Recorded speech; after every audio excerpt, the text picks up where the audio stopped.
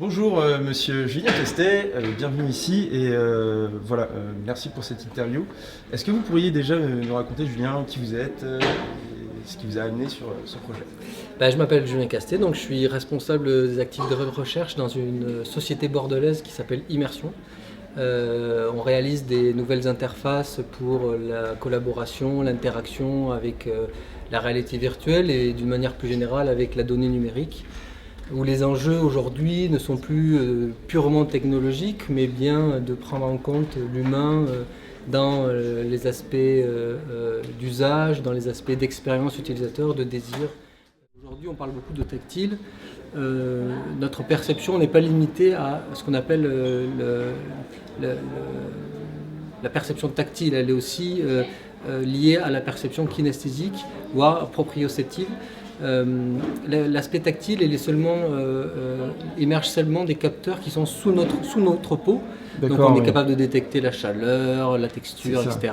Là c'est la mécanique en fait. Alors que la mécanique, sensation de poids. Voilà, mais la sensation de poids c'est l'exemple par défaut. Mais finalement, il y en a d'autres. Voilà. C'est vraiment la tension des muscles, la tension des tendons, etc. Tout ça qui est traité et qui permet d'avoir cette sensation de poids.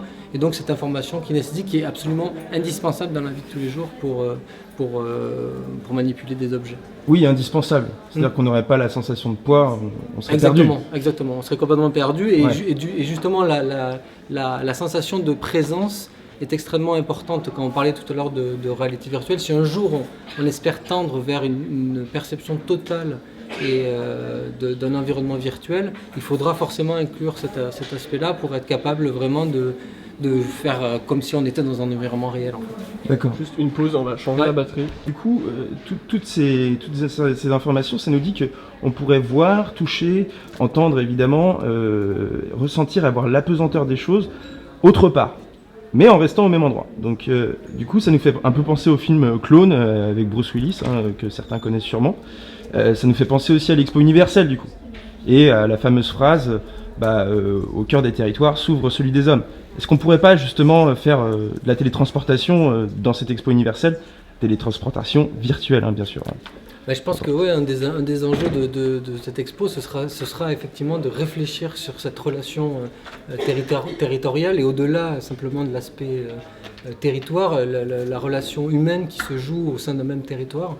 Et le rôle de la téléportation est pas seulement d'être capable de découvrir un environnement naturel qui serait distant, mais c'est aussi de créer des relations, collaborer avec des gens distants, découvrir la culture qui n'est pas celle de mon territoire.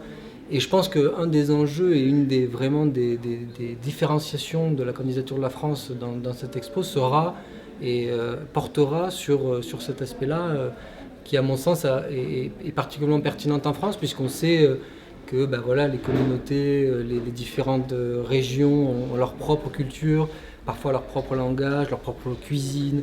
Comment on mélange tout ça, comment on apprend les uns des autres de manière agréable via des technologies qui pour le coup ne deviennent plus une fin en soi, mais sont bien transparentes et sont au service de la relation sociale, voire économique à terme, mais au service de l'homme plus qu'à titre simplement de démonstration. Très bien. Donc en fait, ça imbriquerait parfaitement dans le projet. Je pense. Et du coup, avec vous, on aura une bonne équipe, quoi. Je pense. C'est sûr. C'est cool. Il n'y a rien de mieux que de venir à Bordeaux et de prendre un grand bain dans l'océan Atlantique. Venez nous rejoindre. Ok.